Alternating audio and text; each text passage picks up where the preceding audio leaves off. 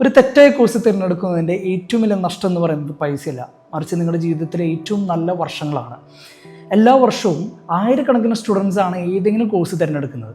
അതൊരു പക്ഷേ അവരുടെ ഫ്രണ്ട്സ് എടുക്കുന്നത് കണ്ടിട്ടായിരിക്കാം, അല്ലെങ്കിൽ ഫാമിലി നിർബന്ധിച്ചുകൊണ്ടായിരിക്കാം, അതും അല്ലെങ്കിൽ വേറെ ഓപ്ഷൻസ് ഒന്നും ഇല്ല എന്ന് വിചാരിച്ചുകൊണ്ടായിരിക്കാം.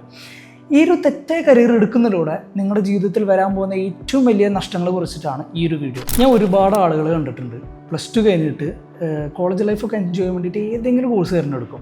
എന്നിട്ട് 3-4 വർഷം കഴിയുമ്പോഴാണ് അവർക്ക് മനസ്സിലാവുക ഇത് അവർക്ക് പറ്റിയ കരിയർ അല്ലായിരുന്നു. ഈ ഒരു റിയലൈസേഷൻ വരുമ്പോഴേക്കും ഒരുപാട് സമയം നഷ്ടപ്പെട്ടിട്ടുണ്ടാവും, പൈസയും നഷ്ടപ്പെട്ടിട്ടുണ്ടാവും. ചിലപ്പോൾ ഒരു പക്ഷേ ലോണൊക്കെ എടുത്തിട്ടായിരിക്കും ഒരു പഠിച്ചിട്ടുണ്ടാവുക.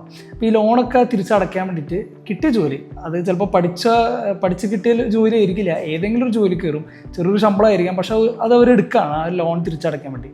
അങ്ങനെ ലോൺ അടയ്ക്കാൻ വേണ്ടിയിട്ട് വർഷങ്ങളോളം ഇങ്ങനെ കഷ്ടപ്പെട്ടുകൊണ്ടിരിക്കും. ഇത് കഷ്ടപ്പെട്ട് ഒരു ടൈം ആകുമ്പോൾ നമുക്ക് പ്രോഫിറ്റ് ഒന്നും കിട്ടാണ്ടാകുമ്പോൾ നമ്മൾ ഭയങ്കരമായിട്ട് ഫ്രസ്ട്രേറ്റഡ് ആയി, ഡിപ്രസ്ഡ് ആയി ഒരു ടൈം ആകുമ്പോൾ നമുക്ക് ലൈഫ് ആകെ മടുക്കും. ആ ഒരു സമയത്ത് ഒട്ടുമിക്ക ആൾക്കാർ ചെയ്യുന്നത് കരിയർ സ്വിച്ചിങ് ആണ്. ചില ആൾക്കാർക്ക് പറ്റൂട്ടോ, ചില ആളുകൾ പുതിയൊരു കരിയർ, വലിയൊരു ട്രാൻസ്ഫോർമേഷൻ ആ ഒരു സമയത്ത് അവർക്ക് സംഭവിക്കുക. 10ാം ക്ലാസ് കഴിയുമ്പോൾ പറയില്ല ടേണിംഗ് പോയിന്റ്, ചിലപ്പോൾ ആ ഒരു സമയത്തായിരിക്കും അവർക്ക് ടേണിംഗ് പോയിന്റ് ഉണ്ടാവുക.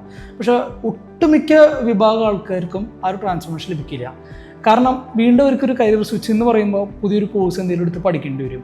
അങ്ങനെ നോക്കുമ്പോൾ വീണ്ടും ലക്ഷങ്ങളോളം പൈസ ഇൻവെസ്റ്റ് ചെയ്യണം, അതുപോലെ തന്നെ 3-4 വർഷം വീണ്ടും പഠിക്കണം. അപ്പോൾ സമയം അത്രയും നഷ്ടം വരാണ്.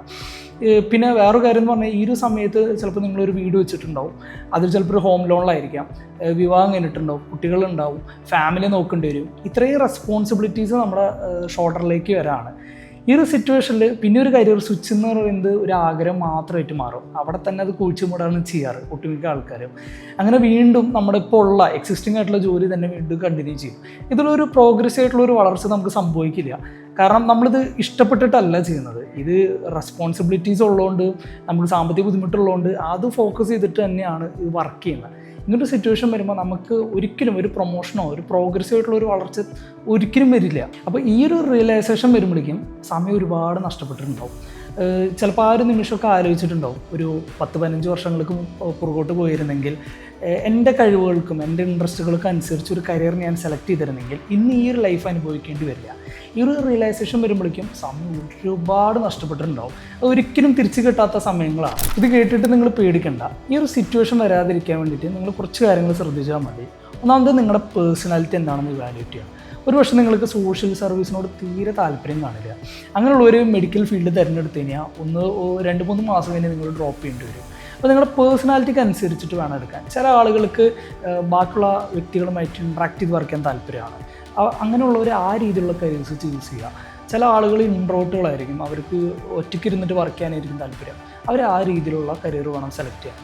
പിന്നെ നിങ്ങളുടെ പഠനത്തിലുള്ള കഴിവുകളും ഇൻട്രസ്റ്റുകളും, ഇപ്പം നിങ്ങൾക്ക് ഇനി പഠനത്തിലുള്ള കഴിവുകളും തന്നെ വേണമെന്നില്ല, നിങ്ങളുടെ ലൈഫിലുള്ള കഴിവുകളും ഇൻട്രസ്റ്റുകളും നിങ്ങൾ നോക്കിയാലും മതി. ഇത് പല ഇൻട്രസ്റ്റുകളുണ്ടാവും, പല കഴിവുകളുണ്ടാവും. ഇതെല്ലാം ഒരുമിച്ച് കൊണ്ടുവരാൻ പറ്റുന്ന കരിയർ ഈ ഭൂമിയിലുണ്ട്. അതേതാണ് നിങ്ങൾ കണ്ടുപിടിക്കാം. ഇതിനൊക്കെ കഴിഞ്ഞ് നിങ്ങൾ എന്തായാലും നിങ്ങൾക്ക് 2-3 ഓപ്ഷൻസ് കാണും. ഓക്കെ, ഈ 2-3 ഓപ്ഷൻസിൻ്റെ അടുത്ത 10 വർഷത്തെ ലൈഫ് എങ്ങനെയായിരിക്കും എന്ന് ഇവാലുവേറ്റ് ചെയ്യുക. അത് നിങ്ങൾക്ക് ഒരു പക്ഷേ സാധിച്ചു എന്ന് വരില്ല. അങ്ങനെ വരാണെങ്കിൽ നിങ്ങളൊരു കരിയർ എക്സ്പെർട്ടിനെ കൺസൾട്ട് ചെയ്യുക, അവർ ചോദിക്കുക. ചിലപ്പോൾ ഒരു ഫിസിയോതെറാപ്പി ആയിരിക്കും, അടുത്ത 10 കൊല്ലത്തേക്ക് ഈ ഫിസിയോതെറാപ്പി കോഴ്സ് പഠിച്ചു കഴിഞ്ഞാൽ അതിൻ്റെ ഓപ്പർച്യൂണിറ്റീസ് എങ്ങനെയായിരിക്കും. അല്ലെങ്കിൽ ഡിജിറ്റൽ മാർക്കറ്റിംഗ് ആണെങ്കിൽ ഈ ഡിജിറ്റൽ മാർക്കറ്റിംഗ് എങ്ങനെയായിരിക്കും അടുത്ത 10 കൊല്ലത്തേക്ക്, എനിക്കൊരു ഗ്രോത്ത് ഉണ്ടാവുമോ, ഫിനാൻഷ്യലി സ്റ്റെബിലിറ്റി ഉണ്ടാവുമോ, എബ്രോഡിലൊക്കെ വർക്ക് ചെയ്യാൻ സാധിക്കും, എബ്രോഡിൽ ഹ്യൂജ് ഓപ്പർച്യൂണിറ്റീസ് ഉണ്ടാവുക. ഇത്തരത്തിലുള്ള കാര്യങ്ങൾ നിങ്ങൾ ചോദിച്ച് മനസ്സിലാക്കി കഴിഞ്ഞ് കഴിഞ്ഞാൽ ഡെഫിനറ്റ്ലി നിങ്ങൾക്കൊരു ഉത്തരം കിട്ടും. ആ ഒരു ഉത്തരം എപ്പോഴും ശരിയായിരിക്കും. കാരണം ഇത്രയും നിങ്ങൾ പ്ലാൻ ചെയ്തിട്ടാണ് കണ്ടുപിടിക്കുന്നത്. നിങ്ങളുടെ ഇൻട്രസ്റ്റുകളും പിന്നെ ഫ്യൂച്ചറിലുള്ള ഓപ്പർച്യൂണിറ്റീസ് ഇതൊക്കെ കമ്പൈൻ ചെയ്തിട്ട് നോക്കുമ്പോൾ നിങ്ങൾക്ക് റൈറ്റ് ആയിട്ടുള്ളൊരു കരിയർ കണ്ടുപിടിക്കാൻ സാധിക്കും. ഇങ്ങനെ ചെയ്ത് കഴിഞ്ഞാൽ നിങ്ങളൊരു സ്ഥാപനത്തിലേക്ക് വർക്ക് ചെയ്യുമ്പോൾ നിങ്ങൾക്ക് അത്രയും ഇൻട്രസ്റ്റഡ് ആയിട്ടായിരിക്കും വർക്ക് ചെയ്യാൻ തോന്നും. നിങ്ങൾക്ക് ഇങ്ങനെ വരുമ്പോൾ നിങ്ങൾക്കൊരു പ്രോഗ്രസീവ് ഗ്രോത്ത് ഉണ്ടാവും. അതുപോലെ തന്നെ നിങ്ങൾക്കൊരു പ്രൊമോഷൻസ് ലഭിക്കാൻ ചാൻസ് ഉണ്ട്. അതുപോലെ നിങ്ങളുടെ സാലറി വർദ്ധിക്കാൻ ചാൻസ് ഉണ്ട്. നിങ്ങൾക്ക് ഭയങ്കര ഇൻട്രസ്റ്റിംഗ് ആയിരിക്കും ലൈഫ് എന്ന് പറയുന്നത്. അപ്പോൾ ഈ ഒരു കാര്യങ്ങൾ നിങ്ങൾ തീർച്ചയായിട്ടും ശ്രദ്ധിക്കണം. അപ്പോൾ നിങ്ങളുടെ പേഴ്സണാലിറ്റി എന്താണെന്നും നിങ്ങളുടെ പഠനത്തിലും ജീവിതത്തിലുള്ള കഴിവുകളും ഇൻട്രസ്റ്റുകളും എന്താണെന്ന് മനസ്സിലാക്കി അതിനനുസരിച്ചുള്ളൊരു കരിയർ കണ്ടുപിടിച്ചു തരാൻ ഞാൻ നിങ്ങളെ സഹായിക്കാം. അതിനായിട്ട് ജസ്റ്റ് ഈ സ്ക്രീനിൽ കാണുന്ന നമ്പറിലേക്ക് കോൺടാക്ട് ചെയ്താൽ മതി. എനിക്കറിയാം നിങ്ങൾ ചിലപ്പോൾ ഇപ്പോൾ ഒന്നും കരിയർ പ്ലാൻ ചെയ്യാൻ ആഗ്രഹിക്കുന്നുണ്ടാവില്ല. ഒരു +2 എക്സാമിനേഷനൊക്കെ കഴിഞ്ഞിട്ടായിരിക്കും നിങ്ങൾ ഇരിക്കുന്നുണ്ടാവുക. ഞാൻ പറയുന്നത് നിങ്ങൾ ഇപ്പോൾ തന്നെ ഇരുന്ന് തുടങ്ങണം. എന്നാൽ മാത്രമാണ് നിങ്ങൾക്ക് ആ ഒരു ടൈം നമ്മൾക്ക് ക്ലാരിറ്റി ലഭിക്കുള്ളൂ. ഒരുപക്ഷെ നിങ്ങളിപ്പോൾ മനസ്സിൽ ഏതെങ്കിലും ഒരു കരിയർ കണ്ടുപിടിച്ചിട്ടുണ്ടാവും, അത് നിങ്ങൾക്ക് ചിലപ്പോൾ സ്യൂട്ട് ആകണമെന്നില്ല. അപ്പോൾ ഇപ്പോൾ ഈ ഒരു വീഡിയോ കഴിയുമ്പോൾ തന്നെ നിങ്ങൾ ഇതിന് വേണ്ടി ഇരിക്കുക. അതിന് വേണ്ടിയിട്ട് ഞാൻ നിങ്ങളെ ഏത് രീതിയിലും സഹായിക്കാൻ തയ്യാറാണ്.